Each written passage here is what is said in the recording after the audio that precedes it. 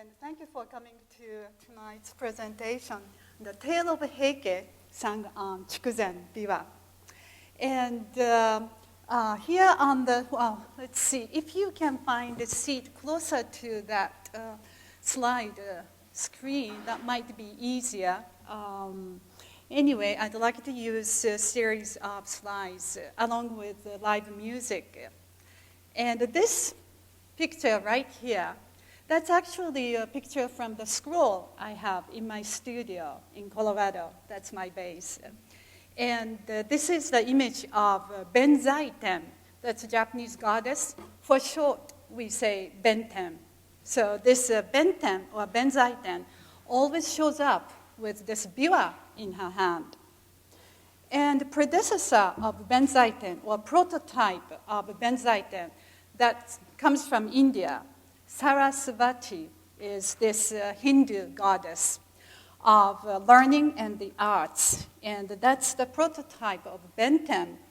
And as Sarasvati always appeared holding Indian lute, so as this Benzaiten, Japanese goddess of learning the art and the arts, always appear with the biwa in her hand. And legend says this biwa, this instrument, was quite old, going back to the time of Buddha. Buddha actually had a blind disciple. Well, this is legend, and blind disciple. And he taught him the art of singing sutras to the accompaniment of biwa.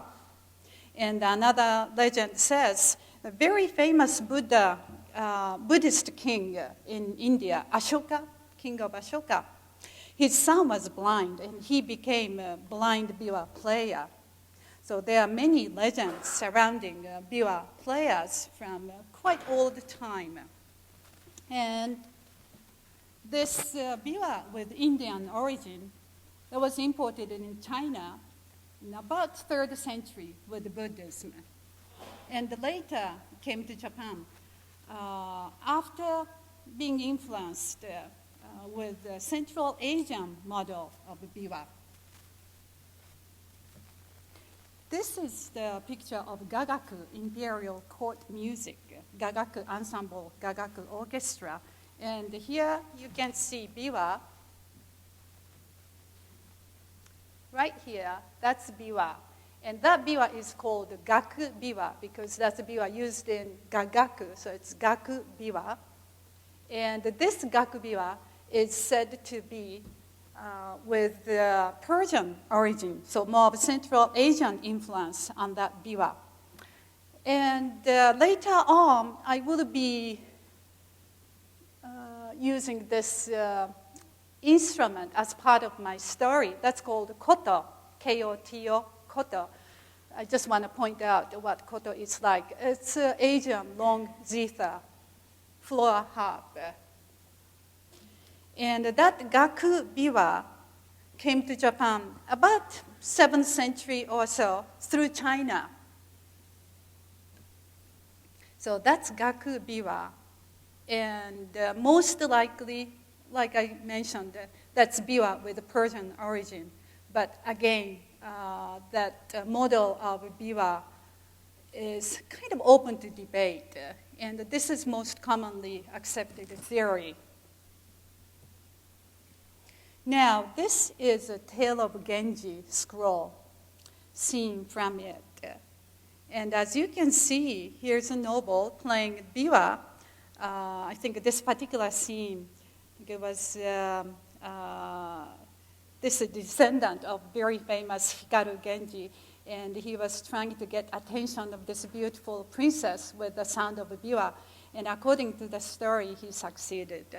Anyway, as seen here, biwa was used by the courtier, and it was important social grace for the courtier of the late Nara and Heian period, which is about 7th to 12th century in Japan. And this kind of biwa, used outside orchestral context, is also most likely played in a very similar style. And it was most likely vocal accompaniment, musical instrument outside orchestra as well. And now, while the nobility were busy with their gagaku music, very different kind of biwa music was developing in southern island of Kyushu. With this type of biwa, most likely that is closer to the biwa of Indian models. And this biwa, played by mendicant blind priest called Moso Biwa. This Moso Biwa developed in Kyushu, also in Kyoto as well, because these mendicant biwa players traveled to Kyoto often enough, and they found sort of base in Kyoto, second base in Kyoto as well, and developed it somewhere around the 7th to 12th century. So just about the same time as gagaku biwa developed in Japan. But these Moso biwa players, they sang sutras, so Buddhist text, religious text, to appease the earth god, and also known as, because of that, it's also known as Kojin Biwa, household kitchen god biwa. But anyway, most of the time, what they did was singing Buddhist sutras to the accompaniment of biwa. And these Moso biwa players, mendicant blind priests, they were called biwa hoshi. Using a sort of Western equivalent, we can call them biwa minstrel. It's a traveling itinerant singers. And they were reciting religious text first to the accompaniment of biwa, but then about beginning of 13th century or end of 12th century, they could not really make a good living as itinerant sutra singers. And instead, they found more audience, which means bigger arms, by singing more interesting stories to the accompaniment of biwa instead of religious text. And 13th century, right around the beginning of 13th century, these biwa hoshi, they started singing what's now called heikyoku. And about heikyoku, I will explain more later. But this, here I want to show you 3 biwas. The top one is gagaku biwa, so it's gaku biwa. The one used in Gagaku Orchestra, Imperial Court Music Ensemble. And the bottom one, much smaller and lighter, that's Moso Biwa. And it's light, of course, because you have to travel around with this instrument, so they made something small and light. And then in the middle, that's the biwa they used to sing this heikyoku, the story of Heike, and it's called Heike Biwa. And if I use here the text, the top one is Gaku Biwa, and Moso Biwa was on the bottom of the 3 in that picture, and the Heike Biwa was what was in the middle. So those are the 3 biwas. And now the biwa I use, it's called Chikuzen Biwa. I will show you in a minute. That Chikuzen Biwa, and also another very famous, commonly used biwa, Satsuma Biwa, they more or less developed from this Moso Biwa. And the north part of Kyushu, there's a region called Chikuzen, and Moso Biwa used in that region was called Chikuzen Moso Biwa, and later developed into Chikuzen Biwa. And south of Kyushu, there was a region called Satsuma. And the Moso Biwa used in that region was called Satsuma Moso Biwa, and later on developed into Satsuma Biwa. Of course, this is really, really generalized statement. You know, there's more complicated influence from other biwa models, but to make things really simple, that's how Chikuzen biwa and Satsuma biwa as used today developed from Moso biwa tradition. And the Heike biwa also, this came out of Moso biwa tradition, yet influenced by Gagaku biwa quite a bit. And now I have to mention this creation of Heike biwa or Heike monogatari, Heike stories. The Tale of Heike, that's how usually it's called in this country. This Heike monogatari was sung on Heike biwa, this middle one. And when Heike monogatari, was story of Heike, was created, again, the creation of Heike monogatari, the Tale of Heike, is really, really open to debate. There's really no one convincing theory so far, but most commonly accepted theory, once again, is end of 12th century, there was a person called Fujiwara Yukinaga. He was a Gagaku musician, and so he was able to play Gagaku biwa, called Gaku biwa, with the help of this Buddhist priest, Jichin, also he's called Jien. He collected and edited and compiled the Tale of Heike. And he taught those stories to Moso biwa player, Shobutsu. And thus, Heike story, or as sung on Heike biwa, Heikyoku, was created. And so the Gagaku biwa and the Moso biwa both influenced the creation of Heike biwa. And this end of 12th century, so what happened for these Moso biwa players to come up with such enchanting stories for them to be able to earn better living as biwa players and biwa storytellers. That's the struggle between two warrior clans called Minamoto and Taira. Now, the Tale of Heike, Heike monogatari, as written there in Japanese characters, actually Chinese characters, Heike monogatari. That's an epic account of Heike clan's glory and their final destruction at the end of the 12th century. And this story covers about 50 years of Heike family's rise and fall.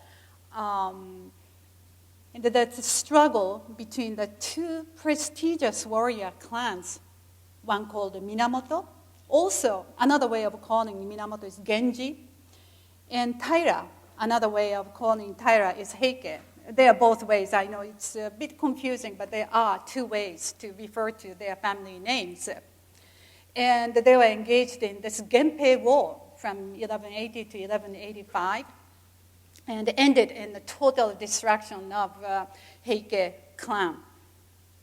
And now this tragic story of destruction of Heike just captures people's heart at that time.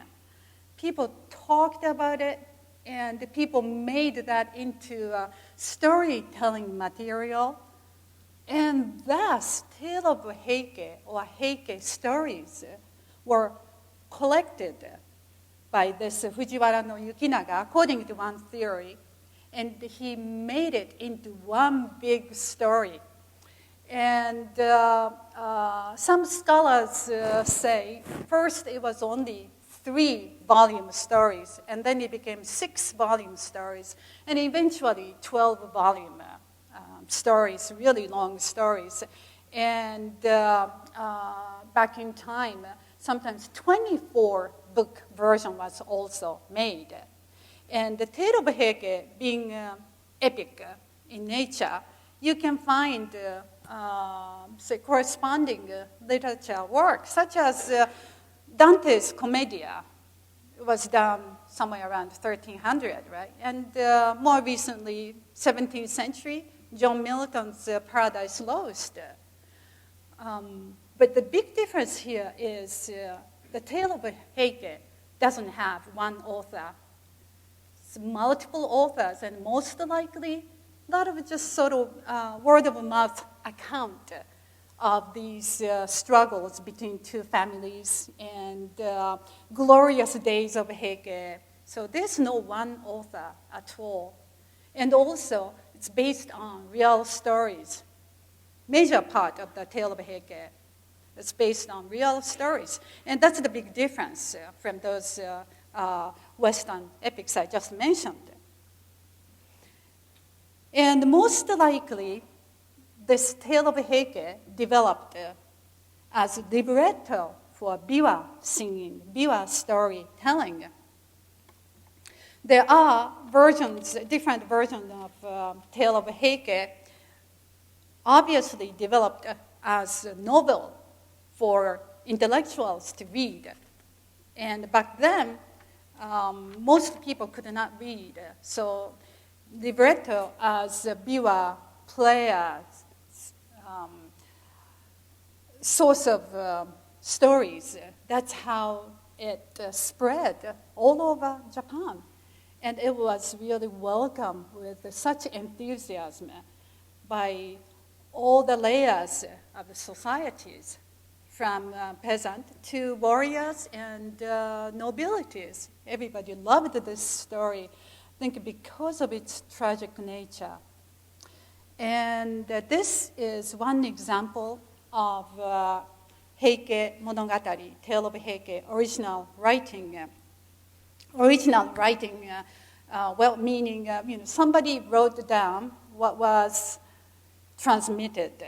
And then maybe that original book was lost, but then before the loss of original book, somebody may have copied manually. And this is one of those called Engyo book. And I think that's the very beginning of 14th century version of Tale of Heike.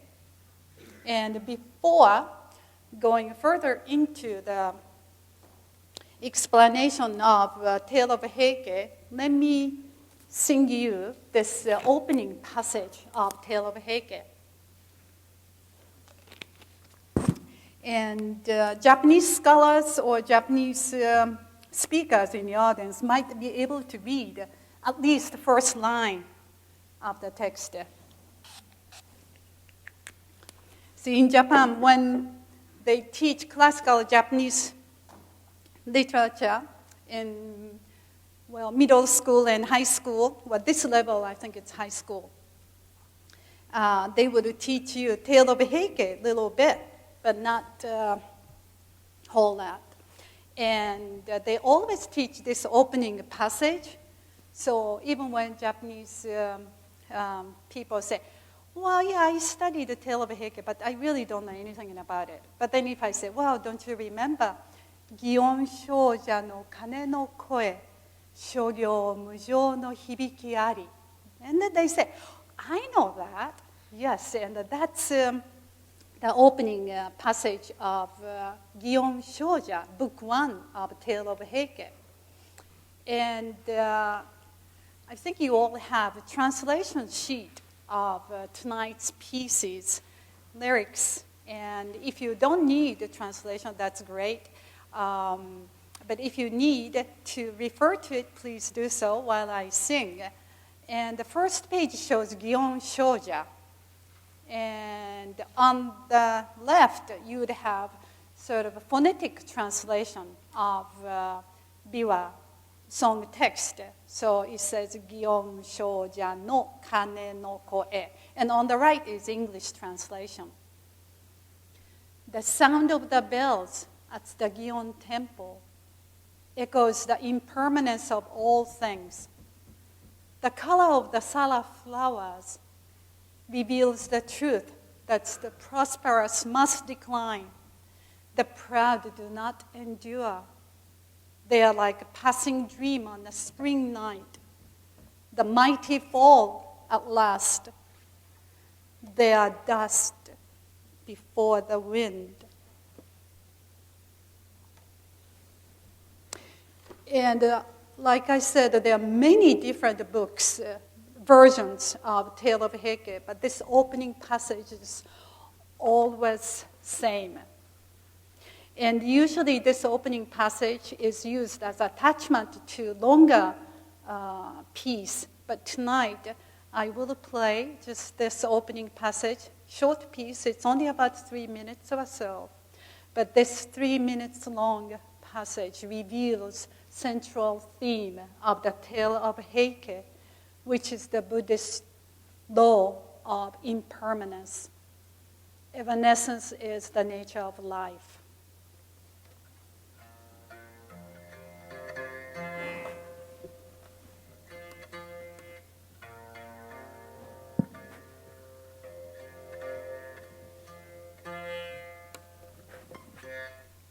Yon Shouja.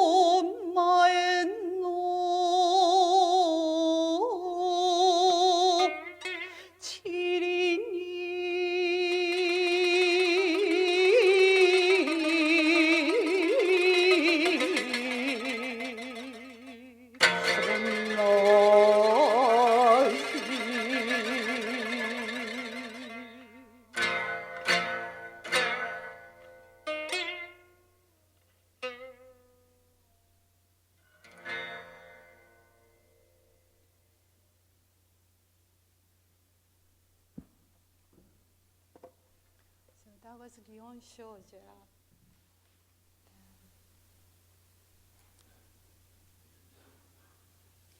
Now the time is the Heian period. Let me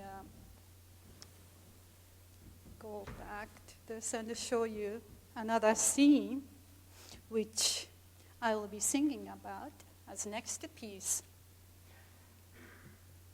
This Heian period, 794 through, well, I put down two years there, 1185 or 1192, because you'd see both years in historical book. Sometimes they say it's only till 1185 because that's when this Heike clan perished, totally disrupted. So that was the end of Heian period. And sometimes 1192 is used as the end of Heian period because that's when this military general, Minamoto no Yoritomo, was appointed by the emperor as shogun. And so he opened up his Bakufu military government in 1192. So in that sense, Heian period ended that year. So Heian, as I put Chinese characters there, it means peacefulness, tranquility. And a large part, it was indeed such a period. And that was the peak of Japanese imperial court culture. And this scene is from book 6 of Tale of Heike. And this shows, this gives a little glimpse into imperial court culture commonly seen during Heian period. And this kogo, as you can see, that corner playing the koto, that's kogo, and this is nakakuni. And you might want to open up the page of this autumn in Saga.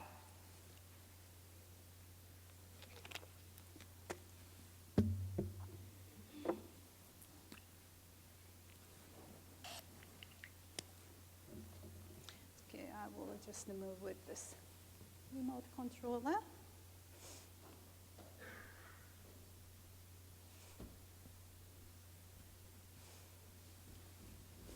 Now, next piece I'd like to sing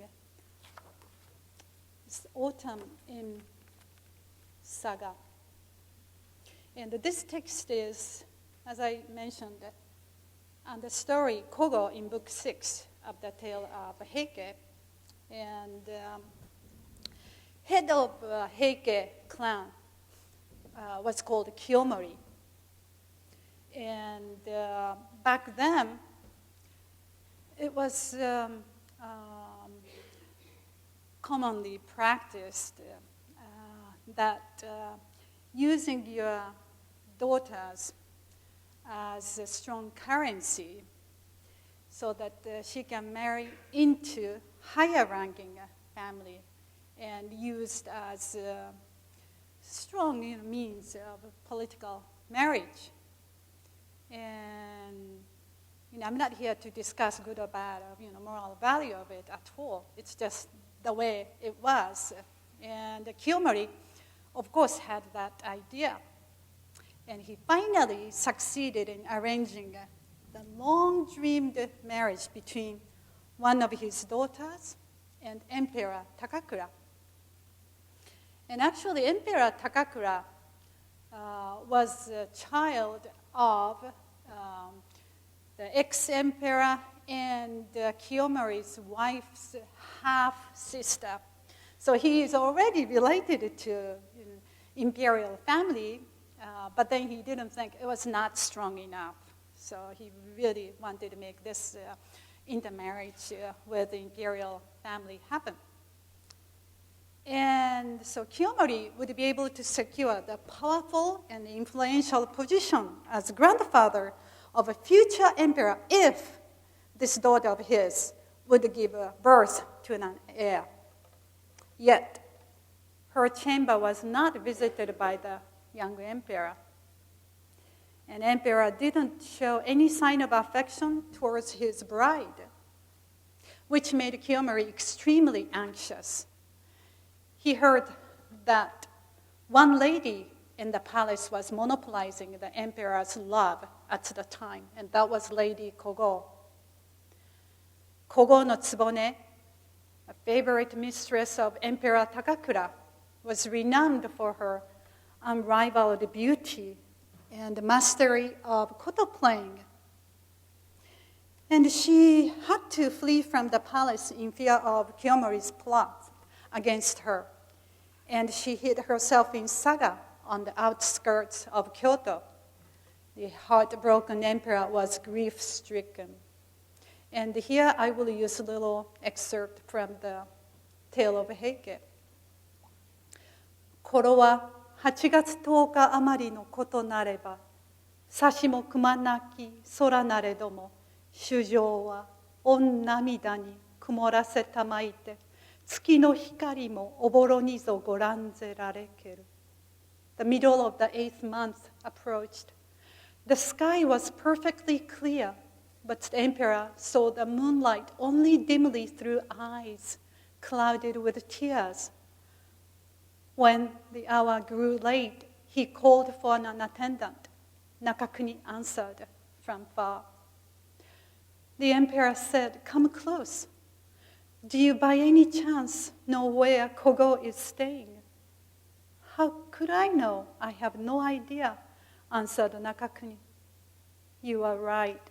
A tear ran down the emperor's cheek. Nakakuni thought hard. Lady Kogo used to play the koto. She is bound to play it with His Majesty in her thoughts on a bright moonlit night like this. I was summoned to join her with my flute when she performed at the palace. I would know her touch anywhere. Why shouldn't I find her if I go around listening? So Nakakuni went out, riding his horse through the wild plain of Saga, hoping to hear the exquisite sound of her koto, which would reveal her whereabouts.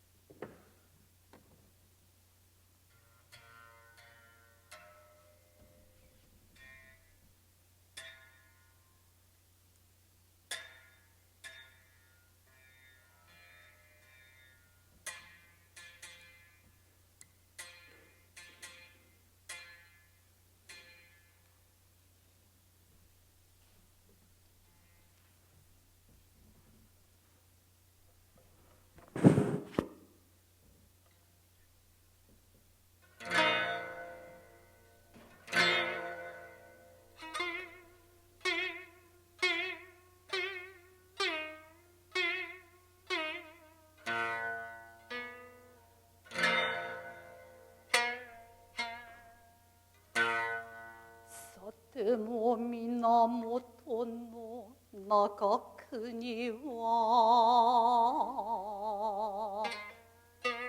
高倉天の仰せにより佐賀のあたりの秋のよ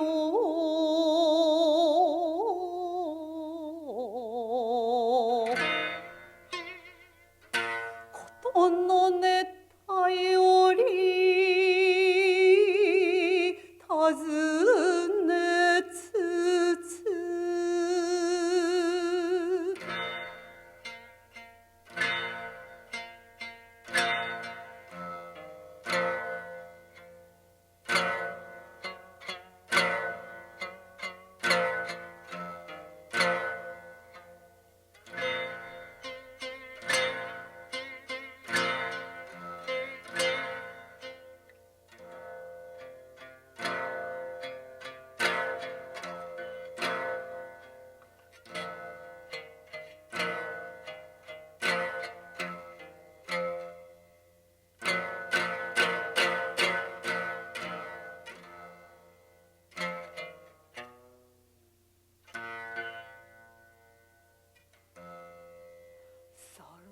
되다니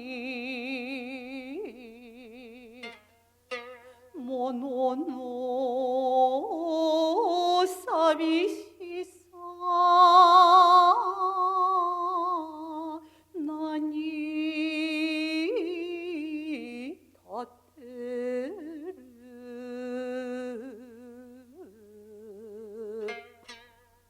사가노 아타리노 아키노 그래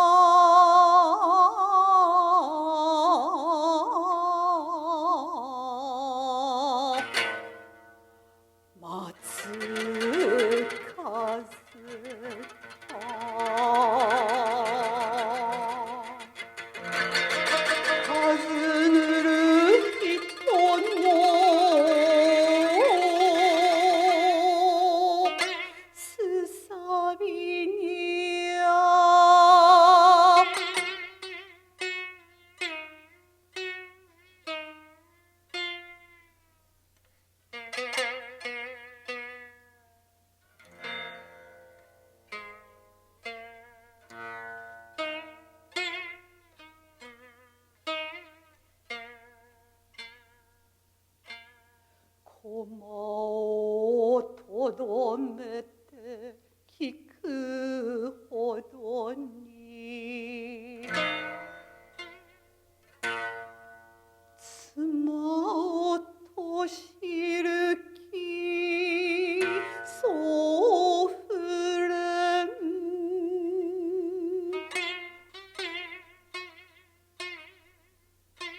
스마오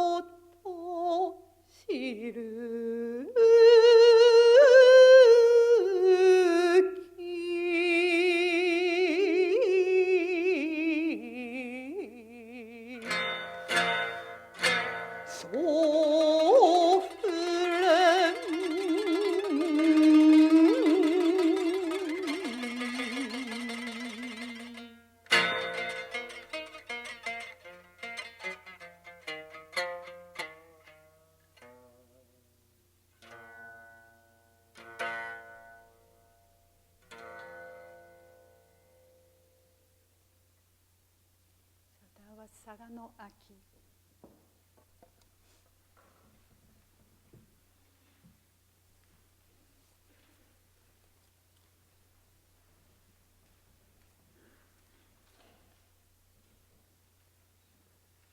Now, this Heian period, although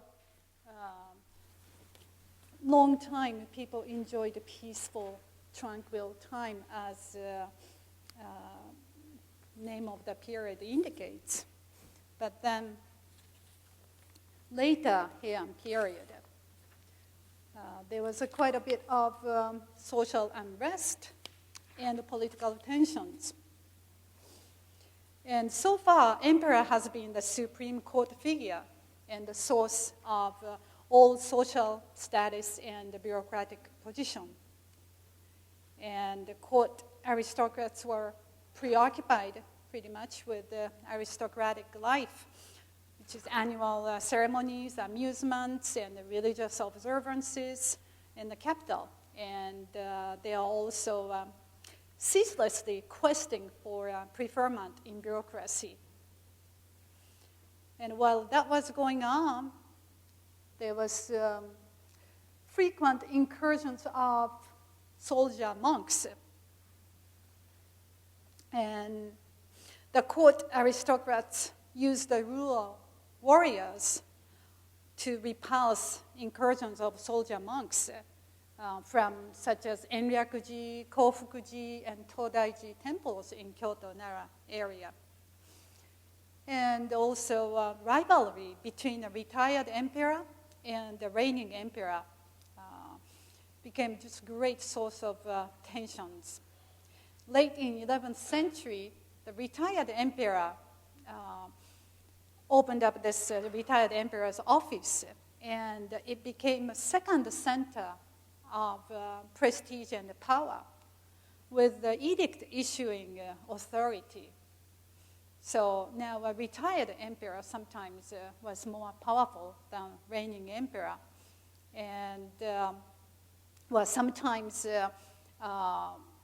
emperor retired with the intention of becoming a powerful retired emperor because successor will be only still, 5 years old or something. There's no power this reigning emperor can have whatsoever.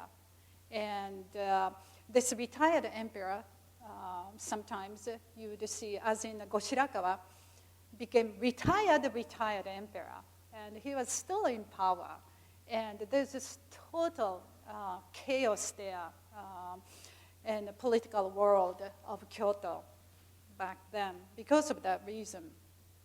And there, the most prominently of that time in the history, rise of warrior class, and they constituted a new political force. See, government didn't really have its own army. They always used warrior families as their police force and guardsmen for imperial court and private military. And also this accumulated private land holdings in all over Japan by the handful nobles. They needed private military to protect their right. And so everybody started using samurai, warrior families to protect their rights and their interest. And this rise of warrior clan made these two warrior families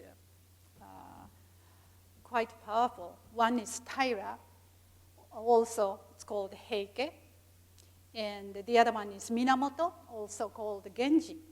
These are the two warrior clans of aristocratic lineage, and they increased enormous power and prestige in late Heian. And Taira's head is Kiyomori. And after Kiyomori died from illness, his son took over the control of the family. And head of Minamoto is Yoritomo. And before Yoritomo, his father was in power, and then his father was killed in one of the rebellions. And Yoritomo's three elder brothers were prosecuted and killed at that time. But Yoritomo and two younger sons of this Yoshitomo, his father. So Yoritomo and the two younger brothers, they were saved. They were exiled, but their lives were spared. And some say that was the biggest mistake Kiyomori made. because Yoritomo became later on, became so powerful, he eventually became more powerful than Heike, and he crushed the entire Heike family. This is the portrait of Kiyomori done by Kikuchi Yosai in Edo period, and that was after he became ordained priest. And this is Yoritomo portrait. And now, this is the battle map of Genpei War. There was a war, as I mentioned before, between Heike and Genji. And so for short, we say Genpei. Pei is sound change from Heike, Hei of Heike. Genpei War. And as you can see, this pretty much covers western half or 2/3 of Japan. In this map, only part you don't see is Hokkaido, northern island of Japan.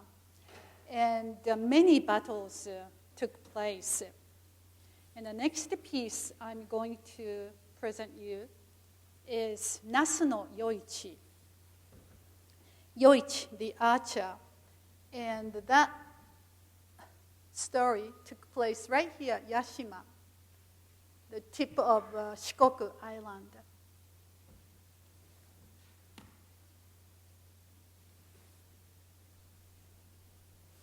And Yoritomo, the head of Genji, he pretty much stayed in Kamakura. That's their base. And he sent his half-brothers to these battlefields as commander. And Yoshitsune, one of his half-brothers, Yoshitsune, was sent to Kyoto first, and then to Yashima to defeat Heike.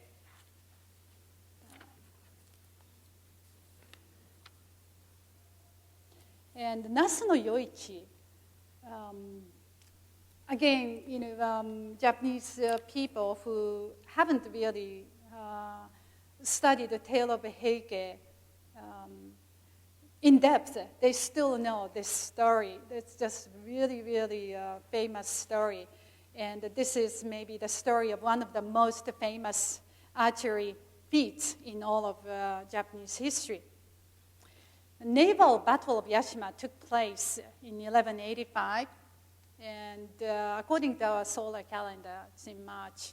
Within a story, I say Kisaragi, which means February, according to lunar calendar. And following a long string of defeats, the Taira clan retreated to Yashima.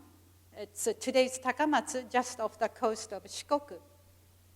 And here they had a fortress and an improvised palace for Emperor Antoku, and the imperial regalia, which they had taken earlier in the war.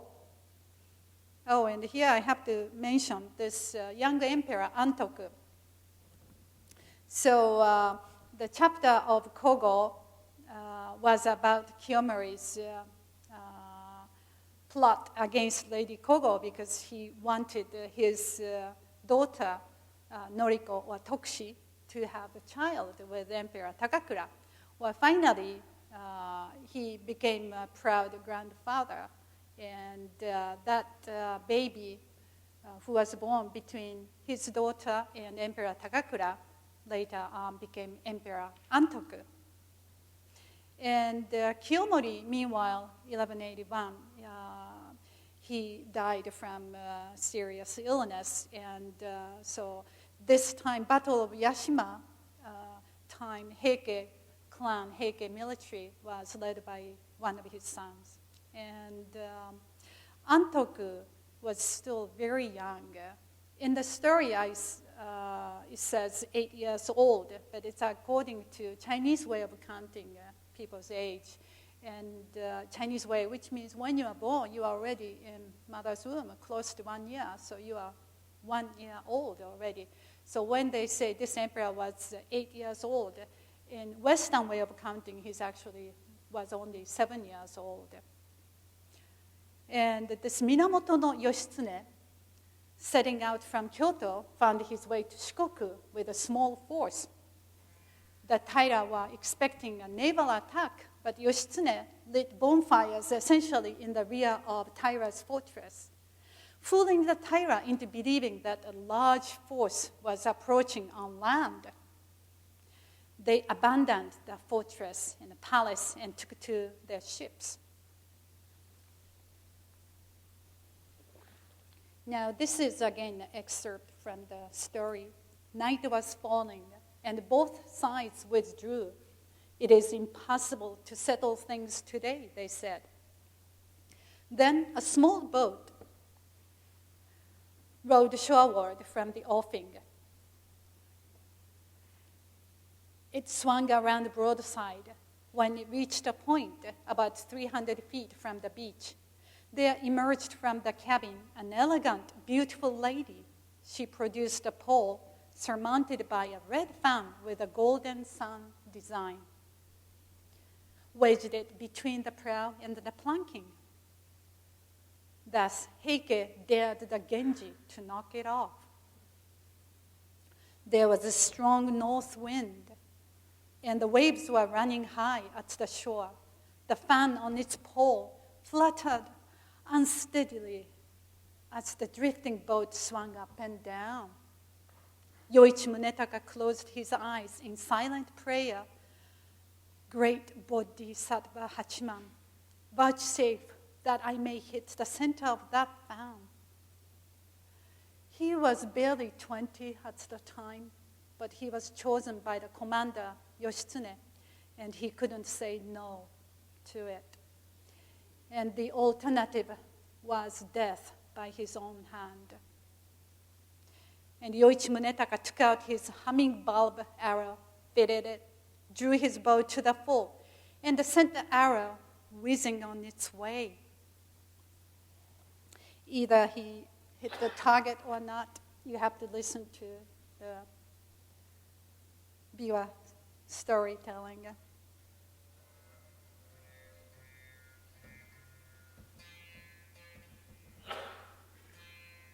Now you can imagine back then there was no movie, no TV, nothing, no entertainment.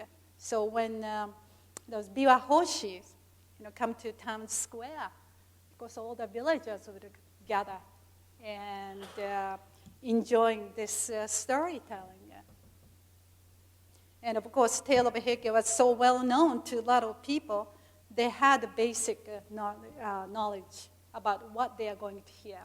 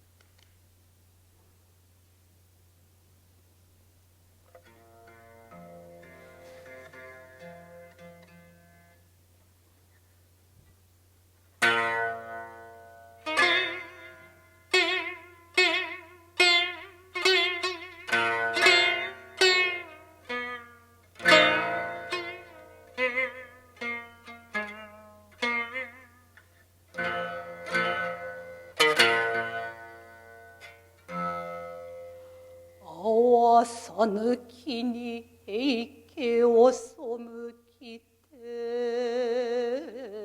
源氏を待ちけるつわものども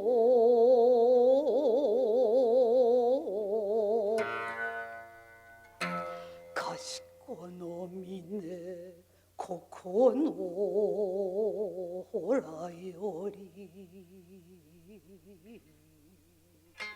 十四をき二十き打ちつれ打ちつれはせきたるほどに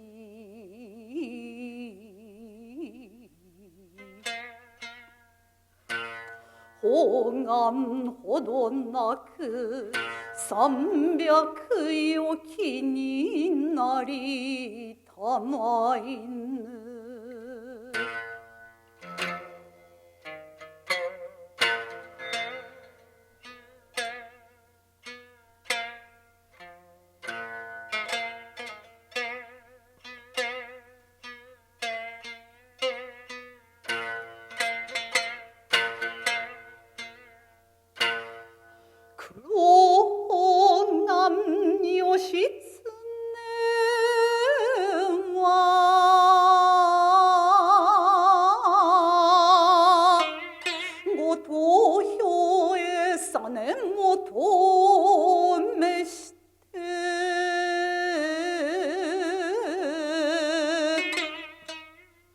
あれはいかにとのたまえま鬼をよとにこそそろらめ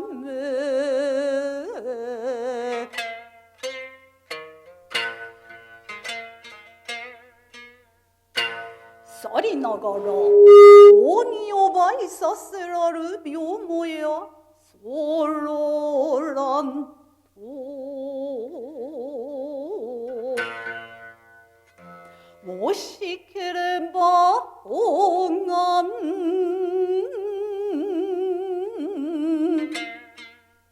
さらばよいちおべとて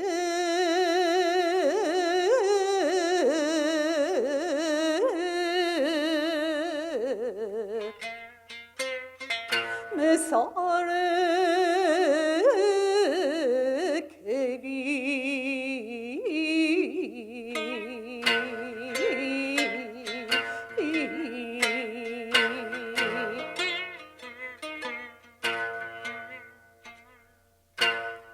これは2月18日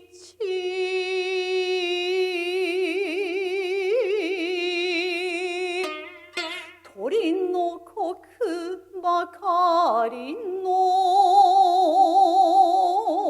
ことなるに折伏し北風激しく吹きければ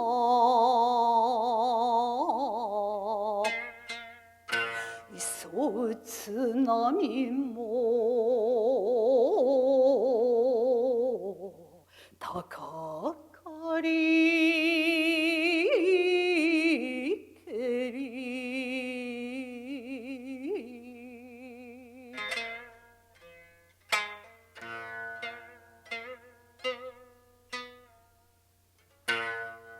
船は揺り上げ揺り据え漂えば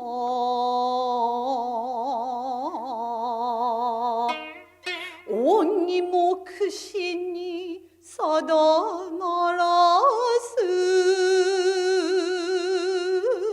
ひらめいたり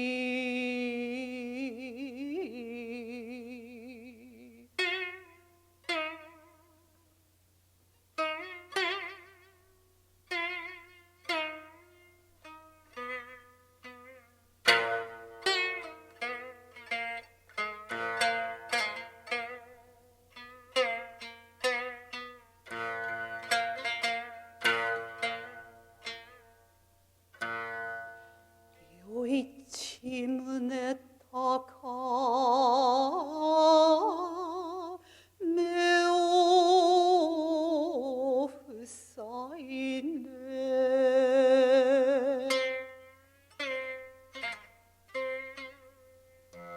南無八万大菩薩べしては我が国の神明願わくばあの扇の真ん中いさせてたばせたまえ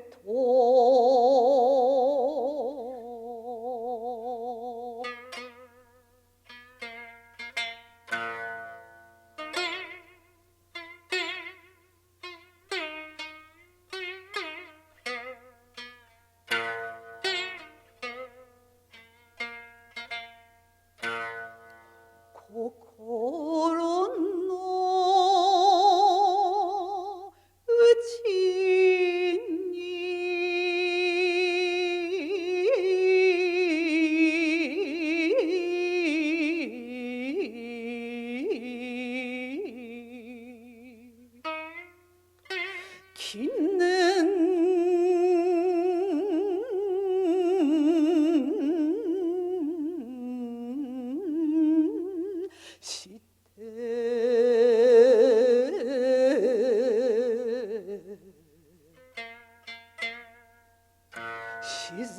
かに目を見開いたれば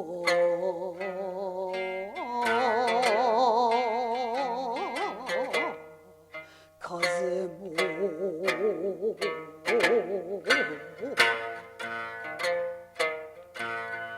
少し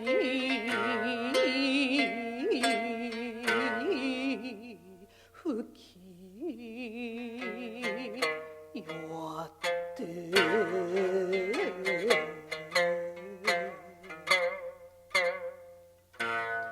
鬼も四下にこそなったりける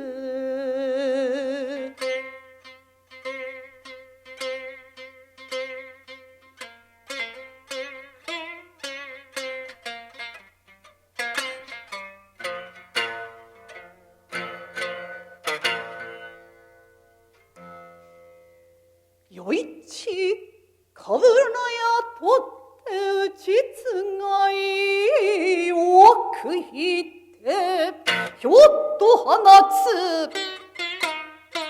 小兵という常住に即見つぶせ弓は強しかぶらは裏響くほどに長なりして誤たず扇の要には一寸ばかり置いてふっとぞいきったるかぶらは海に入りければ鬼は空へ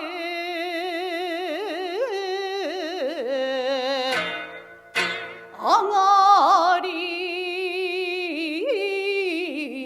けり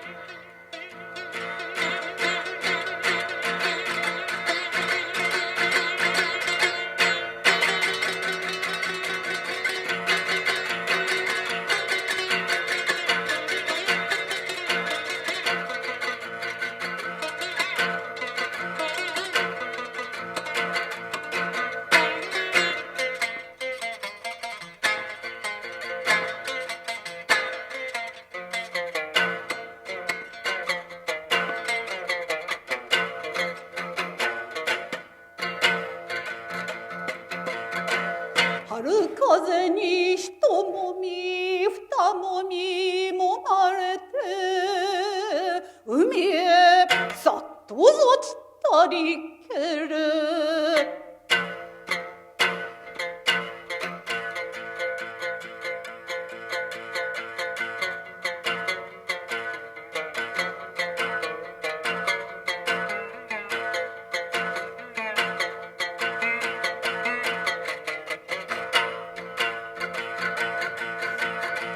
皆くれないの扇の夕日に輝くに白波の上に漂い浮きぬ沈みぬ揺られける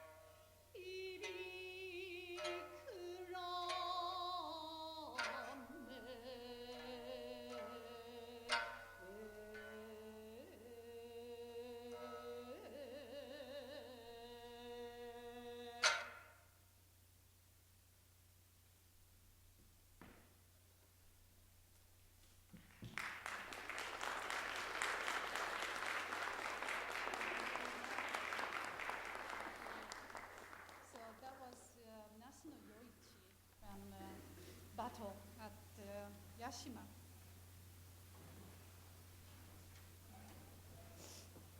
I realized I went on and on and on quite a long time, and I know some people have another engagement. If anyone would like to listen to this final piece, I can play one more. Okay. Well, thank you.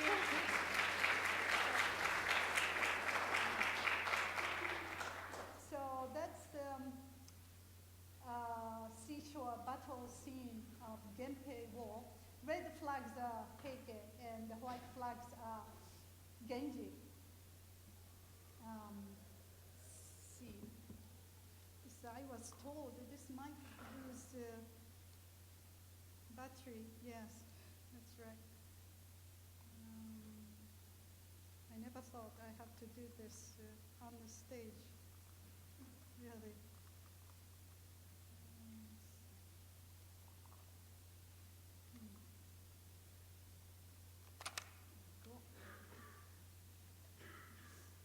It's like a modern day Biwa Hoshi have to deal with this technology. Well, not much of technology changing batteries, but when you are busy performing, this becomes a little task.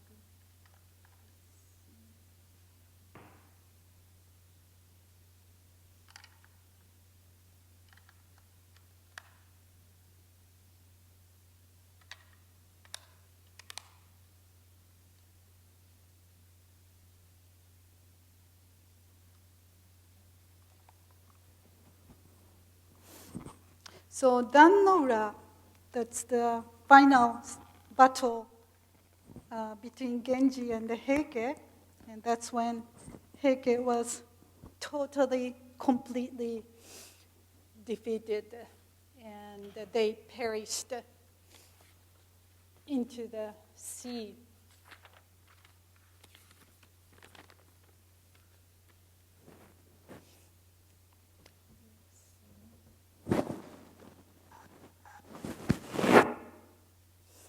Sorry, on the stage light, it's always so dry.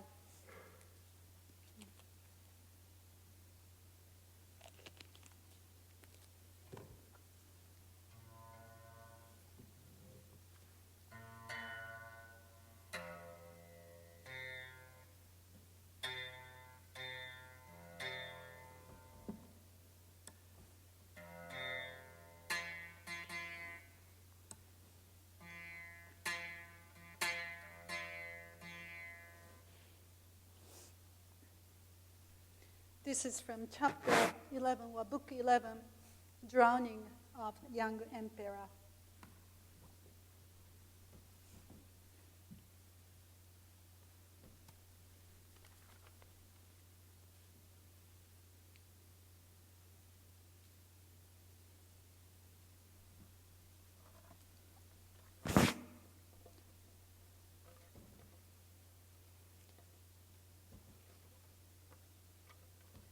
Many of the Taira warriors, as they saw the battle turn against them, threw themselves overboard, committing suicide rather than having to face defeat at the hands of the Minamoto. And among those who perished this way were young Emperor Antoku and his grandmother, called Hei no Tokiko, Nii no Tsubone, the widow of Taira Kiyomori.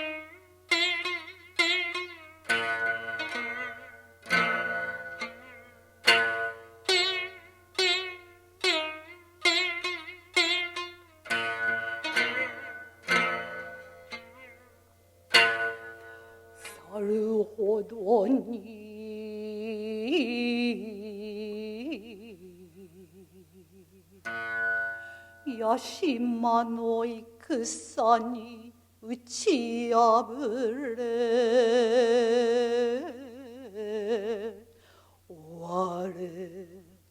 我し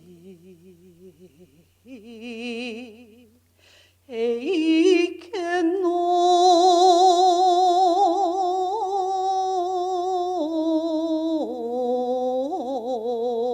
一門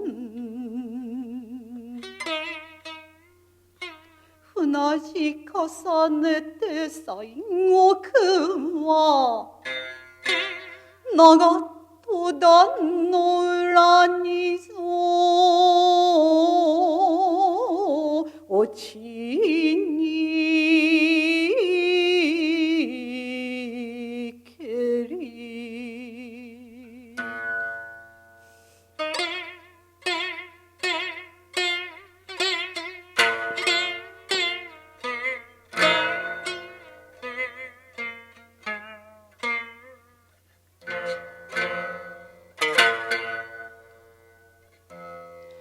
時は文治元年弥生の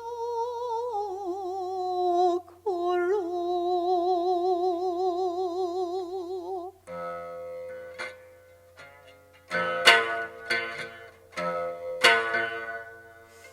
源氏はさらに追悼の手を緩めず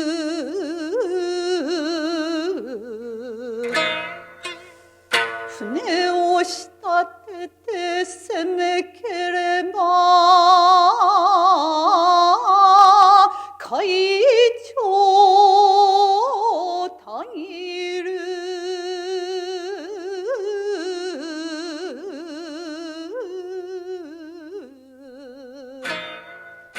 壇の裏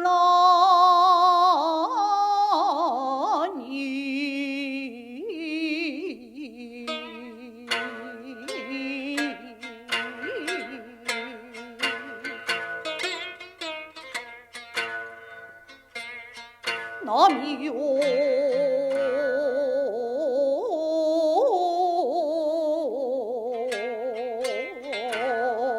けたて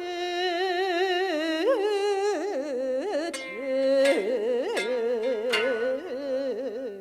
源平の最後の戦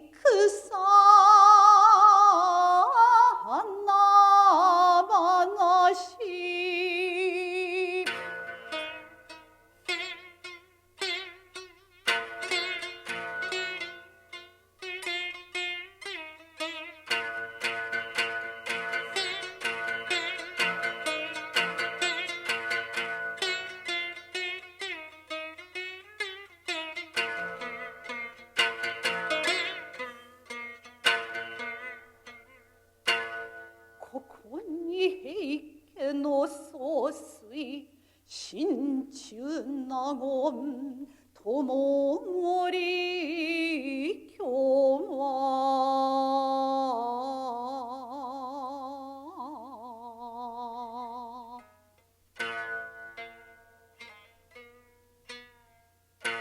やんぬるかなやこの戦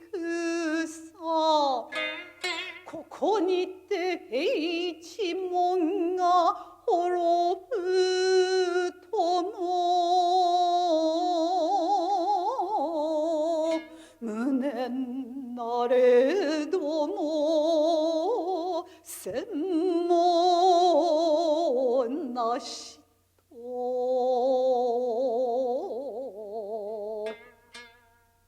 最後の言葉のたまえば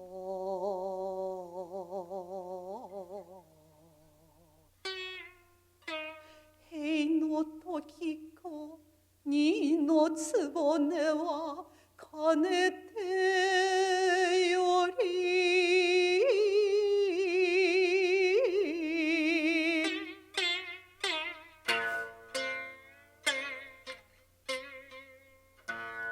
覚悟の表静かに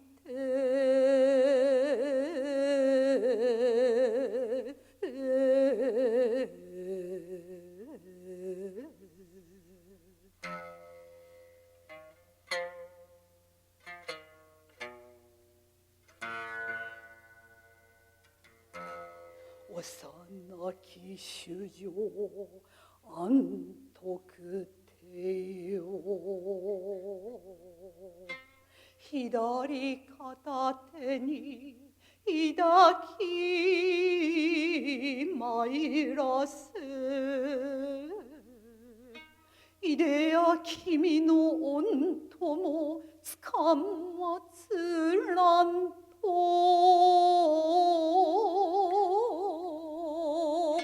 この世の別れを申され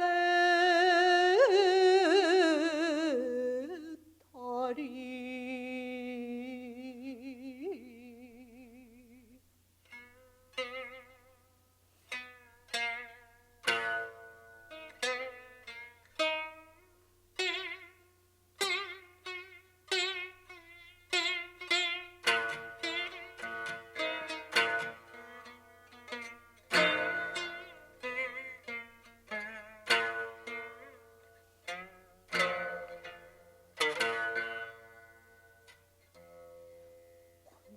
時安徳天皇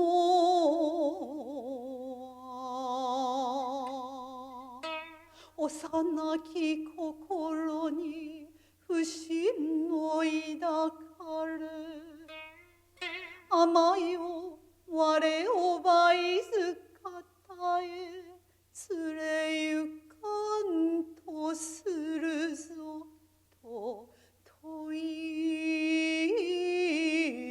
たも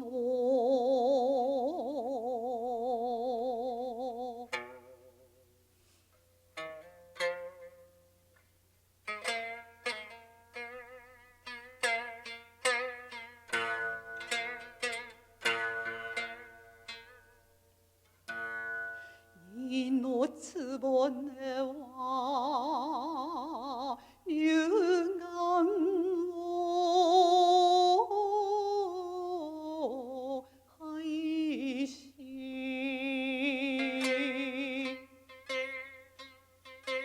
なんだしとどにうせびつつ今極楽浄土に連れ参らせそろっと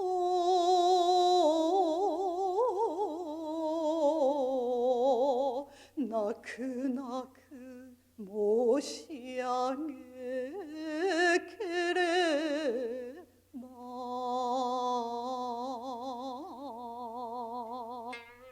帝は山端色の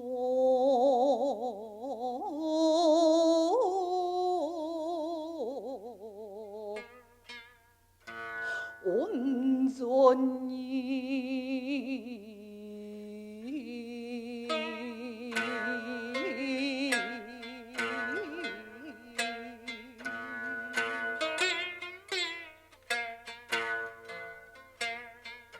びんずら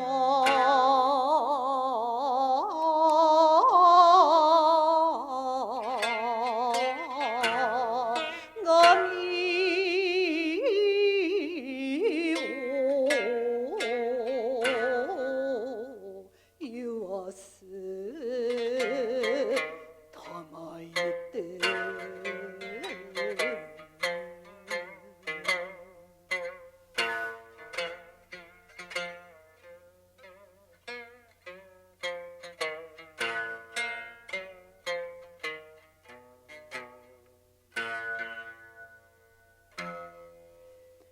れな瞳に白きなんだのつゆ宿し東の空を拝れて西に向かいてお念仏ありしかま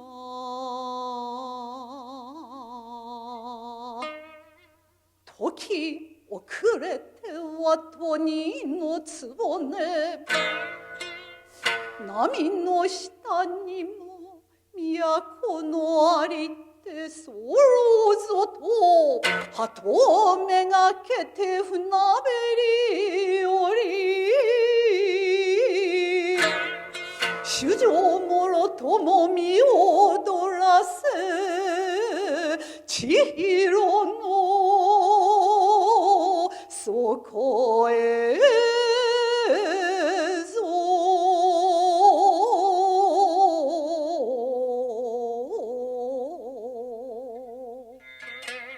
沈ませたの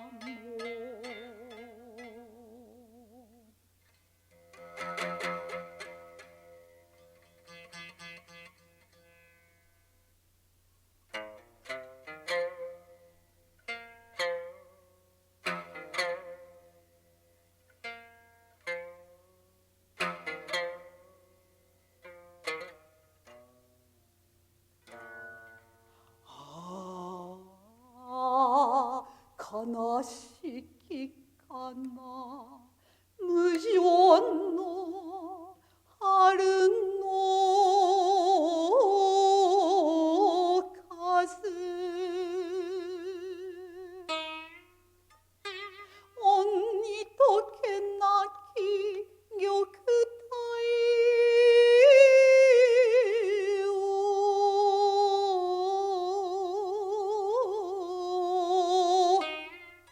波の下にそう沈めたて祭る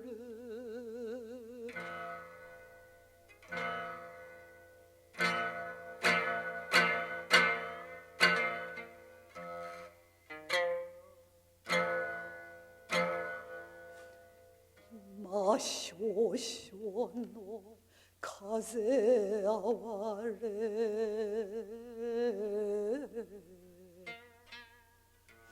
おごる平家は久しからずただ春の